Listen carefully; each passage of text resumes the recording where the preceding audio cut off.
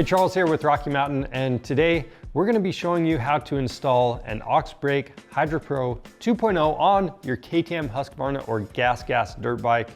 So anybody doing technical riding, whether it's switchbacks or steep downhills, this is what you want.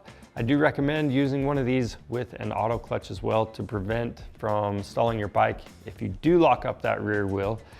Now, with that being said, this is completely independent of your current rear brake setup. So it integrates with it, but if this happens to fail, your rear brake is still gonna work. So it's kind of a cool little system.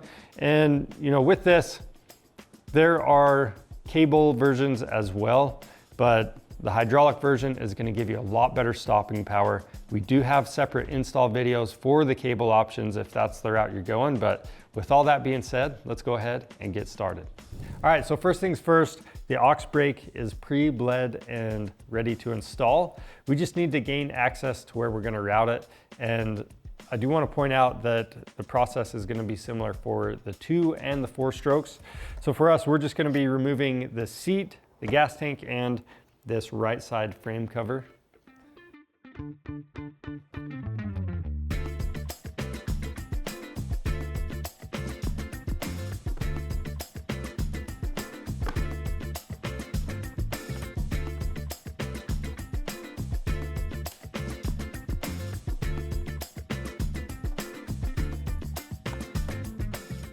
So up top, we need to make space for our new master cylinder. So you want to be just left of this grip right here.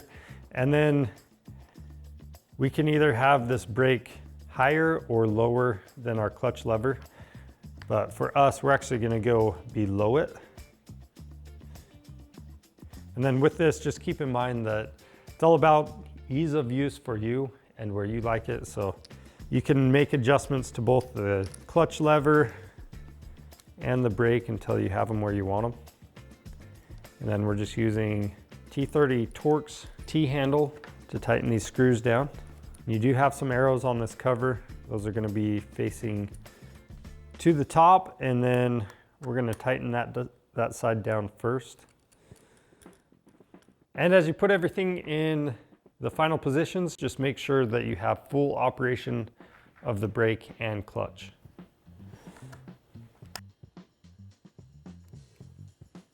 All right, now to route the line, I'm gonna follow the existing clutch line.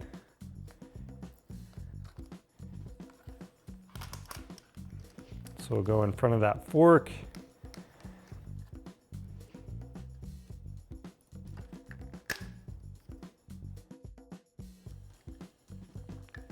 I'm gonna go underneath that cover.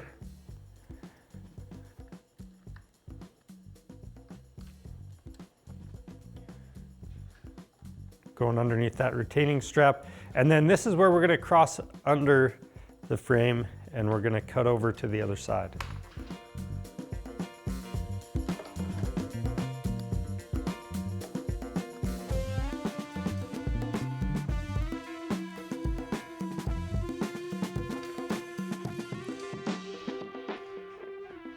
All right, so as you come out of the frame, there's 2 ways to route this. The outside of the frame, this is gonna be how you route it for most 4-stroke bikes. Now for the 2 strokes, you have less of a chance of this line getting burned by the exhaust. So we're gonna run it on the inside of the frame right here, and that's gonna be a cleaner install. So with that, if you are going on the inside, make sure that you route this cable in front of that banjo fitting. And then we've got this push rod right here. We need to remove that.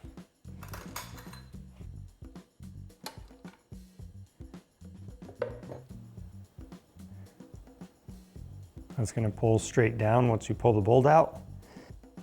Okay, now we need to make sure that we have this push rod for the aux brake the same length as the one we just took off. So we're going eyelet to eyelet. And you can adjust this in or out.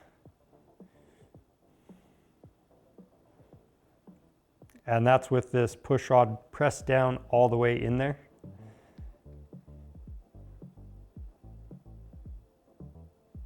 So now we can pull our brake lever, and that's gonna push this piston up, and we can tighten down the jam nut.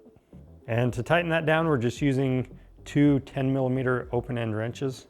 All right, the next thing we're gonna do is take the rubber boot from the kit.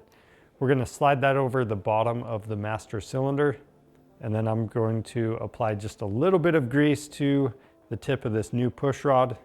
And then to get this to fit correctly, we're gonna flip this whole cylinder assembly around. So that line is gonna be towards the back. Then I'm gonna slide the push rod up into place. I'm using some blue thread locker on my mounting bolt. I'll thread that in by hand. We'll tighten it down, and then I need to work this boot around that cylinder. And then from here, we're gonna add some zip ties and secure the line. And as you route the line, keep in mind you're trying to avoid anything that could damage it, like the exhaust or any pinch points. All right, from here we can reinstall our frame guard, the tank, and our seat.